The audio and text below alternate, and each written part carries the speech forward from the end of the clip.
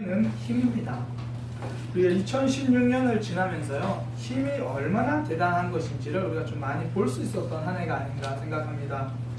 권력의 힘이 대단해서 그 권력이 이제 부정적으로 작용하면 어떻게 되는지를 우리 2016년을 통해서 보았습니다. 또 한편으로는 국민들의 힘이 또 얼마나 대단한지도 볼 수 있는 한 해였습니다. 그런가 하면은 법의 힘이 대통령의 업무까지 정지시킬 수 있다는 것을 우리는 보았습니다. 많은 힘의 그런 모습들을 보았습니다. 그래서요, 세상 사람들은 권력이 힘이다 라고 말을 합니다. 어떤 사람들은 그래도 민심이 힘이다, 많은 사람, 때로는 다수결이 힘이다 이렇게 말하기도 하고요. 그래도 우리나라는 법치 국가니까 법이 힘이다 이렇게 말을 하기도 합니다. 그런데 저는 오늘 말씀을 통해서 성도들에게는 예배가 힘이다라는 말씀을 함께 증거하고자 합니다. 하나님을 믿는 백성에게는 예배가 힘입니다. 오늘 본문은요, 갈릴리 가나라는 곳에서 열린 결혼식의 이야기가 등장합니다. 내용을 요약하면 그렇습니다. 예수님이 결혼식에 초청을 받아 갔습니다. 그런데 그 결혼식장에 중요한 포도주가 딱 떨어진 겁니다. 사실 우리나라에도 결혼식이나 장례식 그렇지 않습니까? 음식이 별것 아닌 것 같은데 그것이 참 중요한 역할을 하는 것을 봅니다. 결혼식이 아주 멋지게 잘 진행되었습니다. 결혼식을 통해서 또 서로 간에 축하하고 기뻐하는 시간들이 되었습니다. 그런데 결혼식을 마치고 식사를 하려고 하다 보니까 1시간씩 기다리고 2시간씩 기다리고 1시에 결혼식 마치고 배고픈데 오래 많이 기다리고 하다 보니까 점점 마음이 상합니다. 하객들은 기뻐해야 될 결혼식에서 불평하기도 합니다. 한 번은 제가 아는 결혼식에 이런 경우도 있었습니다. 외부에서 출장 뷔페를 불러서 음식을 잘 대접했는데 그 주간에 많은 사람들이 배탈이 난 겁니다. 그러면요, 이 음식을 준비한 혼주 입장에서는 마음이 너무 힘들어질 수밖에 없는 겁니다. 음식이 별것 아닌 것 같은데 잔치에서는 참 중요한 역할을 합니다. 이스라엘에서 포도주도 그런 역할을 했었습니다. 기쁨의 자리에서 기쁨을 잘 드러내고 무엇보다도 잘 준비되어져 했던 것, 그것이 포도주입니다. 그런데 그 기쁨의 자리, 결혼식이 염려와 불안의 자리로 바뀌어졌습니다. 포도주가 떨어져서 그렇습니다. 그런데 오늘 본문을 요약해서 말씀드릴 때 예수님은 그 물을 포도주로 바꾸는 기적을 보여주셨다는 겁니다. 염려와 불안의 상황을 예수님께서 개입하시니까 기쁨의 자리로 바뀌었다라는 겁니다. 자칫 안 좋은 기억으로 끝날 뻔했던 결혼식을 기쁨과 행복으로 바꾸어졌습니다. 거기에는 한 2가지 요인들이 있었습니다. 첫 번째는요, 예수님이 그 자리에 있었다라는 겁니다. 예수님이 있었기 때문에 염려와 불안이 기쁨의 자리로 다시 바뀔 수 있었습니다. 결혼식에 포도주가 떨어졌습니다. 당황스러운 상황이죠. 그 순간에 모든 사람은 당황할 때 당황하지 않던 한 사람이 있었습니다. 예수님의 어머니 마리아입니다. 마리아는 예수님이 함께 있다는 걸 알았기 때문에 문제의 상황에서도 염려하지 않았습니다. 문제를 만났지만 문제의 대안이 있다는 것을 알아서 그렇습니다. 예수님이 함께 있으면요, 문제가 되지 않습니다. 두 번째는요, 말씀의 능력 때문입니다. 말씀의 능력 때문에 염려와 불안이 기쁨으로 바뀌었습니다. 마리아가 하인들에게 이렇게 말합니다. 저 예수가 무슨 말을 하든지 그대로 해라. 그래서 하인들이 예수님께 왔고 예수님은 하인들에게 항아리에 물을 채우라고 말합니다.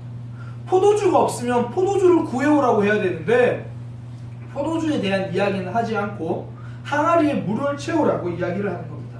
황당한 요구죠. 그런데 그 황당함에 순종했더니 황당함이 기적을 만들어냈습니다. 항아리에 채운 물이 포도주로 바뀐 겁니다. 말씀을 붙들었더니 황당함이 기적이 된 겁니다. 옆에 지체들 보고 인사하겠습니다. 말씀을 붙들면 황당함이 기적이 됩니다. 말씀을 붙들면 황당함이 기적이 됩니다. 슬픔을 기쁨으로 바꾼 요소가 2가지입니다. 첫 번째는 예수님이고요. 2번째는 말씀이었던 겁니다. 그래서 예배가 우리 삶의 힘이 됩니다. 예배는요, 하나님을 만나는 순간, 예수님을 만나는 순간입니다. 예수님이 있는 곳이고요. 그리고 예배는 말씀을 듣는 순간입니다. 그래서 슬픔을 기쁨으로 만들어줬던 예수님과 말씀이 있는 그 자리, 바로 예배입니다. 그래서 성도에게 예배가 힘이 된다라는 겁니다. 세상의 어떤 권력도요, 사실 내 슬픔을 해결해 주지 못합니다. 때로는 아무리 친한 사람들이 해주는 말도, 격려의 말도 격려보다 짐이 될 때도 있다라는 겁니다. 그래서 예배가 힘이 됩니다. 예배는 하나님이 우리를 위로하시기 때문입니다. 법은 어떻습니까? 법이 많은 것을 규제할 수 있다고 생각합니다. 그러나 그 어떤 법도 내 마음속에 있는 죄성은 규제하지 못합니다. 그래서 예배가 힘이 됩니다. 법도 규제하지 못하는 내 마음속에 있는 죄를 성령의 열매로 바꾸어 주는 것입니다. 그래서 예배가 힘이 있습니다. 그래서 저는 오늘 이 예배가 힘이 있는데 도대체 예배가 어떤 힘을 주는지 두 가지로 함께 나눠보고자 합니다.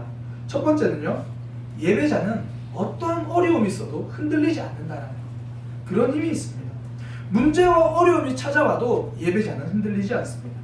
두 번째는요, 예배자는 한계를 넘어서는 도전이 있다는 겁니다. 삶을 살아가다가 내 한계를 만납니다. 나는 여기까지다. 더 이상은 할 수 없다라는 한계를 만납니다. 그런데 예배자는 그 한계를 넘어서는 도약이 있다라는 겁니다. 새로운 성장을 이루어냅니다. 이것이 예배가 주는 힘입니다. 첫 번째는 예배자는 흔들리지 않습니다. 오늘 결혼식장에 포도주가 떨어졌습니다. 결혼식 음식을 준비했는데 가장 중요한 것이 빠졌던 겁니다. 혼주의 입장, 혼주의 마음은 어땠을까요? 자책하는 마음도 있었을 거고요, 원망하는 마음도 있었을 겁니다. 이런 생각이 들지 않았을까요? 아, 그때 집사람이 좀 더 포도주를 넉넉하게 준비하자고 할 때 내가 그 말을 들을 걸. 하인들이 주인님 이거 좀 부족할 것 같은데요 라고 말했을 때 내가 왜 그 말에 귀를 기울이지 못했던가. 자신에 대한, 자신의 지난 선택에 대한 자책감이 밀려올 겁니다. 또 한편으로는 자책이 넘어서 원망으로 바뀝니다. 아니, 그때 집사람이 좀 더 강하게 말했으면 내가 그걸 지켰을 텐데, 아니 하인들이 알았으면, 나보다 더 실무적으로 더 잘 알았으면 나한테 정확하게 말해줘야지. 그래야 내가 더 준비하든지 하지. 그런 건 하인들 소감 아니야? 자기들이 해야 되는 거 아니야? 자책이 넘어서 원망으로 바뀌어집니다. 그런가 하면 한편으로는 자신의 무능함의 한계를 느낄지도 모릅니다. 포도주가 떨어졌습니다. 어떻게든 구해보려고 했을 겁니다. 어떤 상황이라도 그 포도주를 채워보려고 했을 겁니다. 그런데 할 수 없다는 걸 깨달았습니다. 자신의 무능함을 깨달았습니다. 우리의 삶에서 문제가 찾아오면요, 우리는 항상 이 세 가지 때문에 힘들어합니다. 먼저는 자신을 자책합니다. 내가 왜 그때 그 선택을 했는가? 내가 왜 그때 다른 사람의 말을 듣지 못했는가? 자책합니다. 한편으로 원망합니다. 나도 잘못했지만 그래도 이거 저 사람들 때문이지 않냐? 저 환경 때문이지 않냐? 이 조직 때문이지 않냐? 다른 사람을 원망합니다. 무엇보다 내가 이거밖에 안 되나? 이런 나의 무능함이 걷잡을 수 없이 마음을 흔들어 버리는 겁니다. 그래서 밤에 잠도 안 오고, 그래서 작은 일에도 화를 내고, 가족들이 크게 나에게 실수한 것도 아닌데 작은 몇 마디 말에 나도 모르게 버럭 화를 내는 모습을 보는 겁니다. 어떤 사람은요, 이것이 자기 몸의 건강의 이상으로 나타나기도 합니다. 또 한편으로는 우울증으로 나타나기도 하고요, 심하면 대인기피증으로 나타나기도 합니다. 특별히 오늘날에는 이런 문제가 더 심각한 게요, 사회가 너무 빨리 움직입니다. 너무 빨리 움직이고 속도가 너무 빠르다 보니까 옛날에는 한두 번 겪던 어려움을 이제는 수십 번 겪게 되는 겁니다. 그래서 흔히들 말하죠, 이제 현대인들에게 우울증은 감기다라고 이야기합니다.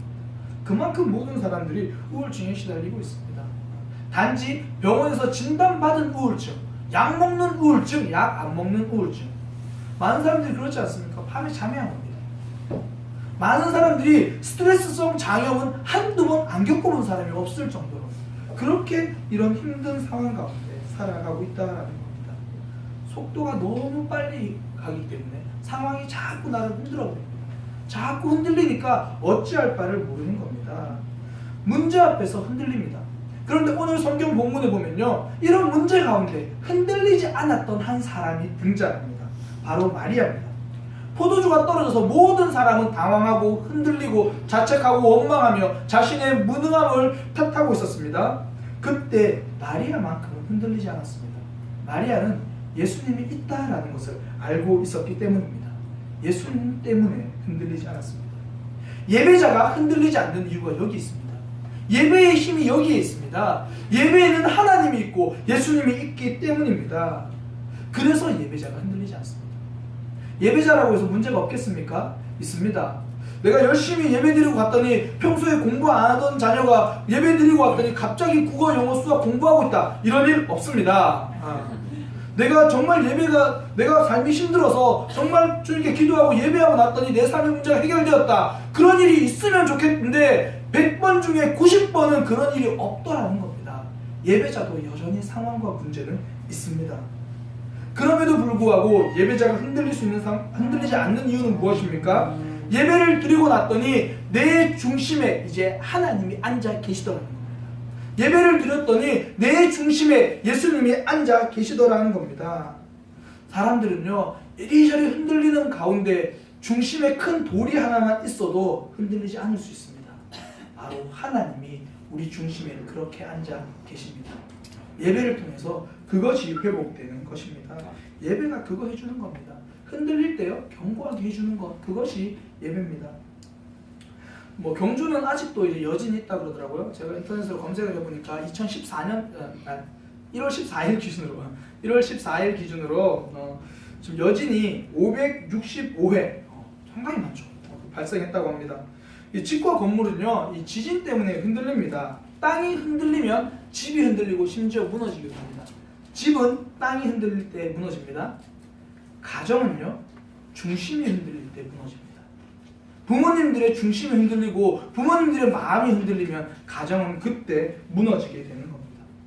어떤 어려움이 찾아와도 내 마음과 내 중심이 흔들리지 않으면 무너지지 않습니다. 그런데 어려움이 찾아왔을 때 내 중심이 흔들려버리고 부모들의 중심이 흔들려버리면 그렇게 무너지게 되는 겁니다. 지진 이야기가 나왔으니 말인데요.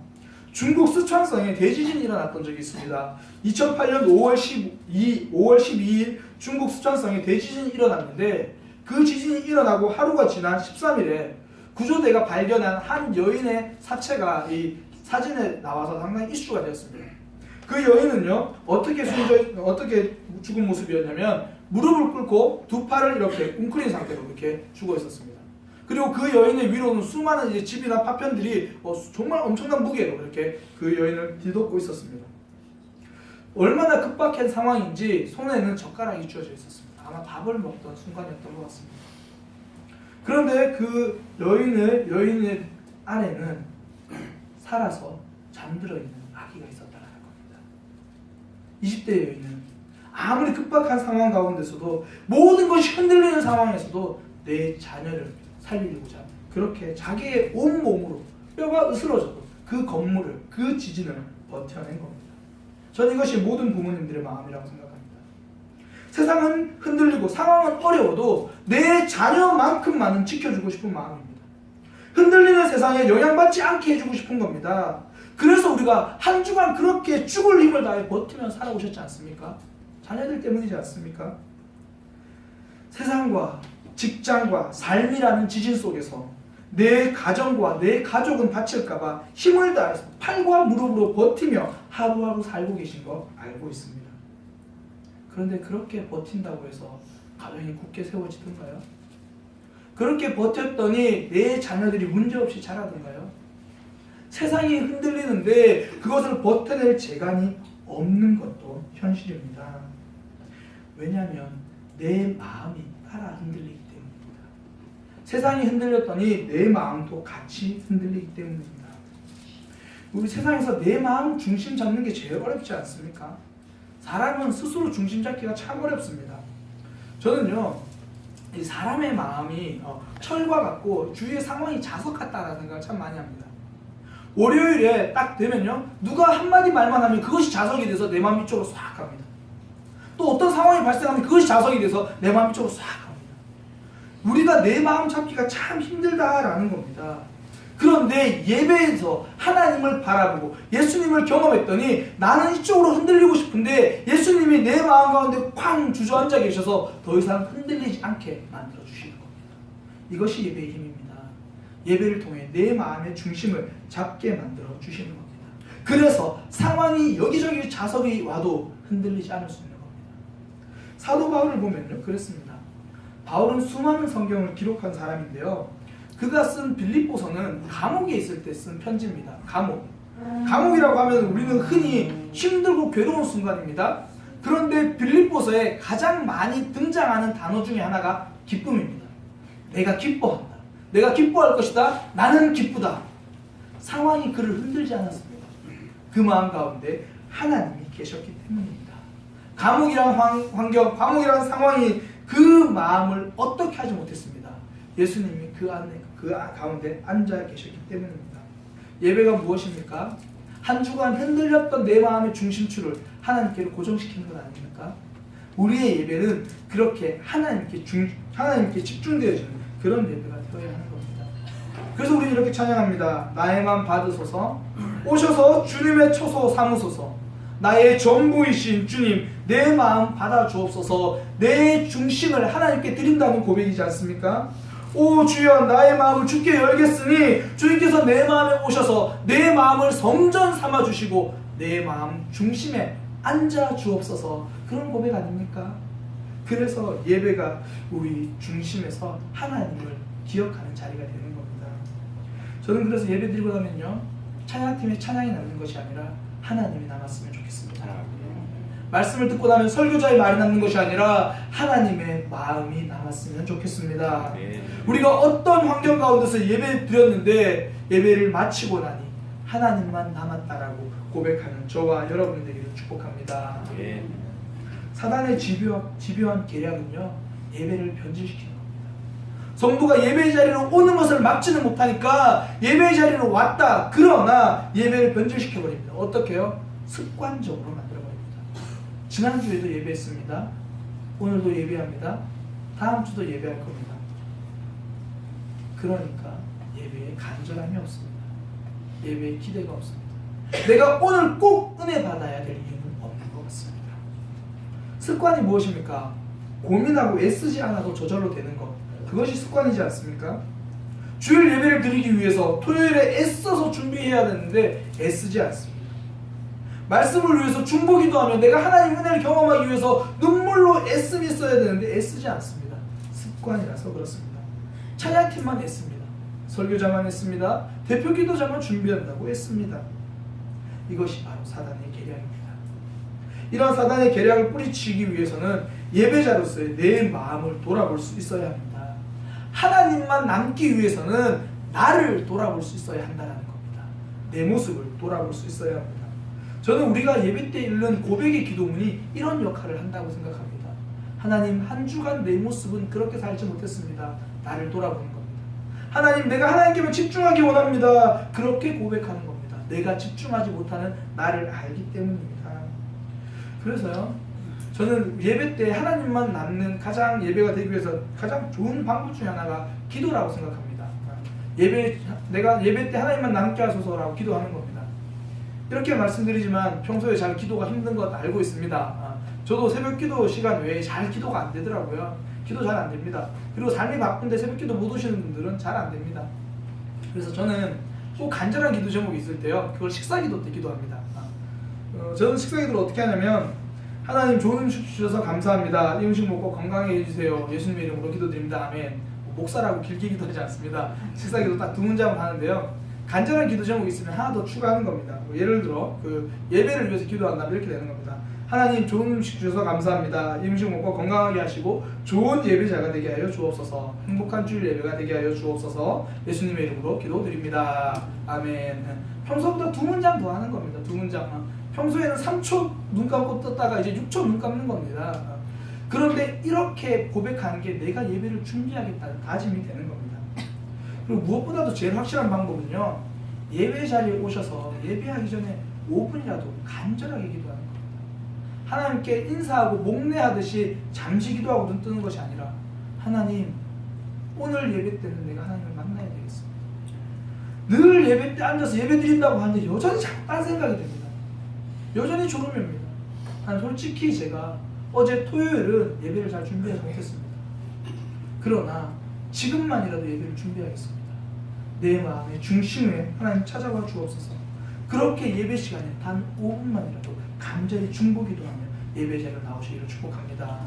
그럴 때에 나는 내려놓고 하나님이 중심에 오시는 겁니다. 그럴 때에 어떤 상황이 나를 찾아와도 흔들리지 않고 중심 되신 하나님이 중심 잡아주십니다. 내가 흔들리지 않을 것이고요, 우리 가정이 흔들리지 않을 것이고, 나를 통해서 우리 교회가 흔들리지 않을 것입니다. 이것이 예배의 힘입니다. 두 번째 예배의 힘은요, 예배자는 한계를 넘어서는 도전을 하게 된다는 겁니다. 자기의 한계를 뛰어넘는 성장이 있다라는 겁니다. 제가 지난주에 이런 표현으로 말씀드렸습니다. 사람들의 실패는 한계에서 온다. 내가 잘하다가 한계를 만나면 거기서 실패한다는 겁니다. 그런데 사람의 성장도 한계에서 옵니다. 내가 하다가 어떤 한계를 만났을 때 그 한계를 뛰어넘으면 성장이고요, 그 한계에서 포기하면 실패입니다. 그런데 예배자는 내가 한계를 만났을 때 그것을 뛰어넘게 만들어준다는 겁니다. 그래서 예배자는 내 한계를 뛰어넘는 도전이 가능하다라는 겁니다. 오늘 본문에 보면 예수님이 하인들에게 포도주가 떨어졌는데 항아리에 물을 채우라고 합니다. 마리아가 하인들에게 말합니다. 저 예수라는 사람이 저 사람이 시키는 대로 해라. 찾아갔더니 아마 하인들은 이런 기대를 했을지도 모르겠습니다. 어디서 포도주를 구해올 때가 있나 보다. 우리가 저 사람 말 듣고 어떤 저 사람이 아는 집에 가서 포도주를 빌려 오면 되겠구나, 그런 생각을 하고 왔을 겁니다. 그런데 황당한 요구를 하는 겁니다. 항아리에 물을 채워라. 이해가 되지 않습니다. 내 한계에 부딪혔습니다. 내 생각의 한계에 부딪혔습니다. 내가 익숙한 방법과 다른 방법을 말합니다. 이것이 예배입니다. 내가 평소에 생각하는 것과 다르게 이야기합니다. 내가 평소에 하지 않던 것이 요구되기 시작합니다. 이것이 예배입니다. 그때 예배자는 그것을 뛰어넘는 겁니다. 뛰어넘는 순종을 하는 겁니다. 황당한 요구에 그 황당함을 뛰어넘는 순종을 했더니 기적을 경험하는 것, 이것이 예배입니다. 우리가 기도할 때마다 드는 생각이 이거지 않습니까? 더 이상 답이 없어서 어떻게 할지 몰라서 기도하는데, 기도하다 보면 그런 생각이 듭니다. 내가 지금 이러고 있을 때가 아닌데, 내가 지금 이거 하고 있을 때가 아닌데, 그런 생각이 든다라는 겁니다. 상황이 너무 힘들어서 예배자는 나오긴 했는데 예배와 기도가 당장 문제를 해결하지 못합니다. 그러니까 드는 생각이, 내가 지금 이거 하고 있으면 어떡하지? 내가 지금 빨리 문제를 해결하기 위해서 가야 되는데, 그런 생각이 드는 겁니다. 이게요, 내 생각의 한계에 맞닥뜨리게 되는 겁니다. 그런 상황에서 하인들은 항아리에 물을 채웠습니다. 물을 다 채우고 나니까 물이 포도주로 바뀌었습니다. 이럴 때는 아멘 하십니다. 물이 포도주로 바뀐 건 놀라운 일입니다. 어떻게 놀라지도 않으세요? 다시 안 한 것처럼. 항아리에 물을 다 채우고 나니 물이 포도주가 되었습니다. 네, 감사합니다. 학자들마다 이런 이야기가 많아요. 물이 언제 포도주로 바뀌었나, 뭐 별로 중요하지 않은 것 같은데 다양하게 이야기하더라고요. 뭐 어떤 사람은 물을 다 채우고 나니까 물이 포도주로 됐다. 어떤 사람은 하인들이 떠서 가져가는 도중에 물이 포도주가 됐다. 저는 이런 설교도 들어봤어요. 어떤 설교냐면, 물을 다 채웠는데 물이었다는 겁니다. 그런데 예수님이 물을 떠다주라는 겁니다. 연회장한테. 하인들 입장에서 얼마나 불안합니까? 나는 하인이고 종인데. 근데 떠다줍니다. 물을 떠가지고 가는 거예요. 물을 떠가지고 연회장한테 주니까 연회장이 그걸 받아서 마시는 겁니다. 그때 그들의 이 표정은 어땠을까요? 어떡하지? 근데 마시고 연회장의 표정이 좋은 포도주다. 이렇게 설교를 들어갔다는 겁니다. 성경의 본문에 보면요, 정확히 언제라고 나오진 않지만 9절에 보면 물로 된 포도주라는 말이 나오는데, 물로 된 포도주를 맛보고, 이게 원어 시제를 보면요, 이 연회장이 먹기 전에 이미 포도주로 바뀌었다는 뜻입니다. 그러니까 무슨 말이냐면, 뭐 물을 다 채웠을 때 포도주로 바뀌었든지 아니면 떠갈 때 바뀌었든지, 어쨌든 연회장이 받기 전에 이미 그 포도주로 바뀌었다라는 이야기입니다. 언제 바뀌었는지가 중요한 게 아니고요, 물이 포도주로 바뀐 겁니다. 황당한 요구에 순종했더니 기적을 경험한 겁니다. 우리 삶 가운데 예수님이 황당한 요구합니다. 내가 이렇게 피곤한데 새벽 기도 나오라니요. 내가 저녁에는 도깨비를 봐야 되는데 금요 기도에 나오라니요. 그렇게 너무 황당합니다. 그런 황당한 요구를 넘어서 순종할 때에 하나님의 놀라운 역사를 경험하게 되는 겁니다. 우리의 한계, 나는 여기까지가 한계입니다. 내 신앙은 여기까지만 하겠습니다 라고 한계를 정할 때에 예배는 그 한계를 뛰어넘게 합니다. 자꾸 다른 것을 도전하는 겁니다. 우리가 예배할 때 찬양을 통해서 경험하는 게 그것이지 않습니까? 내 한계는 나의 맘 받으소서 입술로만 고백한 게 내 한계였습니다. 내 마음 잘 들이지 못했습니다. 그런데 예배 때 나의 맘 받으소서 고백하는 겁니다. 대표 기도자의 기도문이 자꾸 내 심장에 찌릅니다. 나는 저렇게 같이 고백하고 싶지 않은데 자꾸 찔립니다. 내 한계를 도전해 옵니다. 그래서 따라가는 겁니다. 그래서요, 예배를 통해서 자꾸 도전이 되는 겁니다. 참 재밌는 게, 이 도전을 받는다는 게요, 교회에 처음 나오고 몇 번 안 나온 새신자는 도전을 많이 받고 헌신자는 좀 도전을 적게 받고 이런 게 아닙니다. 새신자, 헌신자죠? 틀린 말이 아닙니다. 새로 나왔으니까 새신자, 하나님 헌신하고 있으니까 헌신자. 그래서 새신자나 헌신자나 웃어주는 사람이 참 감사합니다. 새신자나 헌신자나 도전받는 강도가 틀리지 않습니다. 우리는 자꾸 말씀을 강도라고 생각하시는데요. 강도가 그러니까 세기가 아니라 말씀의 세기가 아니라 말씀은 방향입니다. 무슨 이야기냐면 예를 들어 이런 겁니다. 제가 강단에서 우상 숭배하지 말아야 됩니다 이렇게 선포를 했습니다.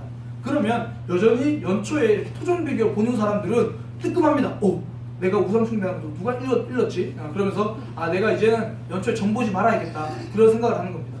그런데 장로님, 권사님, 집사님들은 어차피 점집 찾아가지 않거든요. 그런데 우상 숭배하지 말아야 됩니다 그 말씀 듣는 순간 내 속에 있는 우상이 생각나는 겁니다. 내가 이거 아직도 우상인데, 이거 아직도 버리지 못했는데. 말씀은요, 연약한 사람에겐 강하게 오고 성숙한 사람들에게 약하고 오고 그렇지 않습니다. 동일한 방향성으로 오니까 10m 가던 사람에게 내가 11m 가야 되겠네. 내가 거꾸로 가는 사람에게 내가 돌이켜야겠네. 내가 20m 가던 사람에게 내가 21m 가야 되겠네. 같은 방향으로 하나님의 뜻이 계속 오니까 누구에게나 언제나 내 한계에서 더 가라고 요구받는 것. 그것이 말씀이고 그것이 예배입니다. 우리에게 각자 정해놓은 한계가 있을 겁니다. 저는 예배가 그 한계를 넘어서는 역사가 있기를 축복합니다. 하나님의 뜻을 따라서 내가 오늘은 여기까지가 한계였으면 이제 예배를 드리고 나니까 내 한계를 더 뛰어넘어서 하나님께로 나아가는 그런 시간이 되겠다. 이런 결단, 이것이 예배입니다. 그래서요, 우리가 이 예배를 통해서 하나님을 향해서 더 간절하게 나아가는 겁니다. 우리 교회에 사진 작가분이 두 분이 계신데요. 자연을 찍으시는 분들입니다. 근데 제가 이야기를 들어보니까 야, 사진 찍는 게 중노동이구나 그런 생각이 듭니다.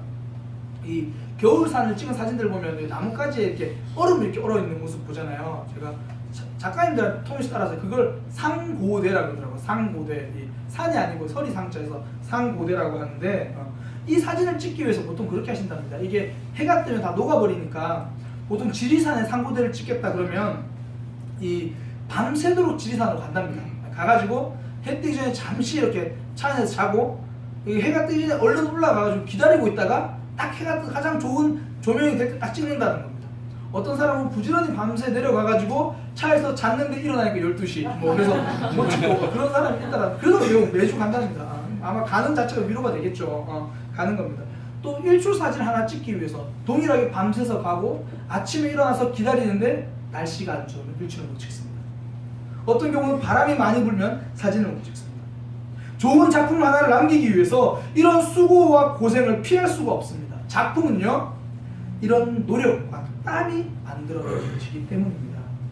저는 신앙도 그렇다고 생각합니다. 성장은요, 내 한계를 뛰어넘는 불편함이 만들어냅니다. 내 한계를 뛰어넘어야 성장이 만들어지는 겁니다. 어떤 분들에게는 이것이 예배 시간일 수 있습니다. 어떤 분들에게는 성경 읽기가 될 수도 있고요. 어떤 분들에게는 이것이 전도일 수 있습니다.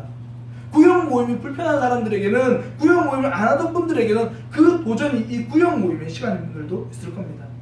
예배와 말씀을 통해서 내 생각의 한계, 내 시간의 한계, 그것을 도전받았을 때 우리는 예배와 말씀을 가지고 당당히 넘어서기를 축복합니다.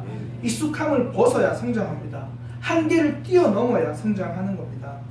사람들이 익숙함을 벗지 못하는 이유 중에 하나가요, 그 익숙함이 편해서 그런 것도 있지만 이게 내 익숙함을 버리는 게 꼭 내가 틀렸다고 인정하는 것 같아서 그래서 잘못합니다.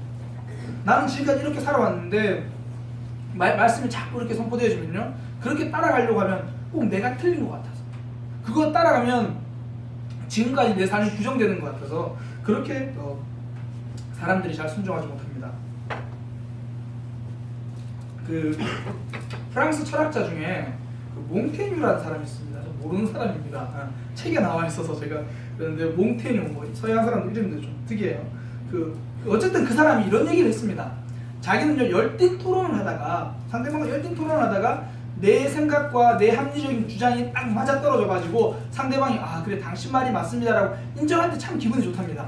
저도 그렇습니다. 딱 기분이 좋은데요, 더 기분 좋을 때가 있다는 겁니다. 철학자들은 좀 독특하죠.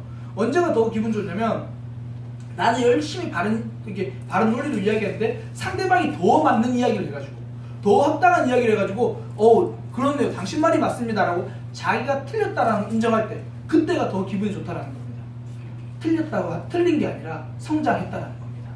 내가 몰랐던 것을 받아들였다라는 겁니다.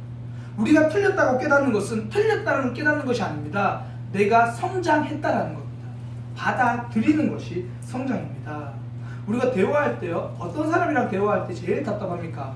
자기 주장만 계속하는 사람들이랑 보면 답답합니다. 받아들일 줄 아는 사람이 성장한 사람이고요, 받아들일 줄 아는 사람이 달라지는 사람입니다. 내가 틀린 것이 아닙니다. 성장한 겁니다. 옆 사람 보고 인사하겠습니다. 내가 틀린 게 아니라 성장하는 거야.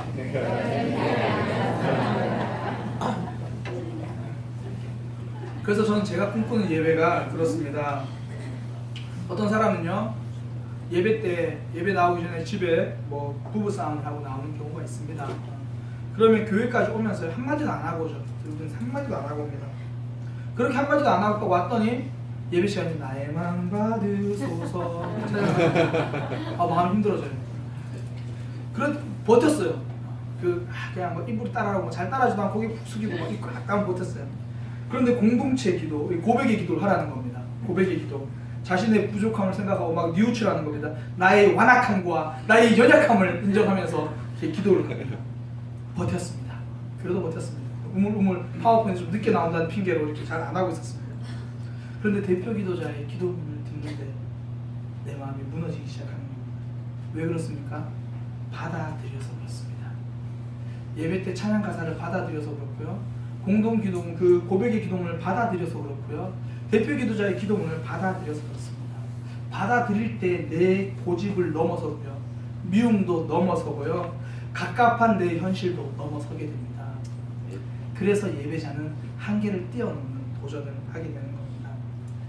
저는 우리 예배가 화장실보다는 좀 나았으면 좋겠습니다. 예배가 화장실보다 못하면 안 됩니다. 화장실도요, 갈 때 마음과 올 때 마음은 다릅니다. 화장실 들어갈 때 마음이 무엇입니까? 정말 급하지 않습니까? 지금 아니면 안 될 것 같은 간절함이 있습니다. 이 문제를 누가 뭐래도 난 지금 이 문제를 해결해야만 됩니다. 그게 화장실 가기 전의 마음입니다. 그런데 화장실 갔다 오면 어떻습니까? 표정에 여유가 생깁니다. 간절함은 사라지고 주위를 돌아볼 수 있는 넉넉함도 생깁니다. 마음이 한결 편해집니다. 표정도 달라집니다. 저는 예배도요, 올 때 마음, 갈 때 마음 달라야 한다고 생각합니다. 어려운 문제, 답답한 문제, 지금 당장 이거 해결 안 되면 안 될 것 같아서 그렇게 인상 찌푸리고 왔는데, 저 사람이 미워서 어쩔 줄은 몰라서 왔는데, 그런데 예배 드리고 나니까 한결 마음에 여유가 생깁니다. 찌푸리던 내 표정이 펴지는 겁니다. 조급함이라는 한계를 뛰어넘었고요, 미움이라는 한계를 뛰어넘었고요, 내 삶의 내 기준이라는 한계를 뛰어넘어서 달라지기 시작하는 겁니다. 넉넉함이 생기는 겁니다. 이것이 예배의 힘입니다. 내 한계를 뛰어넘게 만드는 것, 내 한계에 도전해 왔을 때 예배를 통하여 극복하는 것, 그것이 예배의 힘입니다. 제가 오늘 예배의 힘을 두 가지로 말씀드렸습니다. 예배의 힘은요, 흔들리는 상황 가운데서 예수님이 중심 잡아주시니까 내가 흔들리지 않게 되는 겁니다.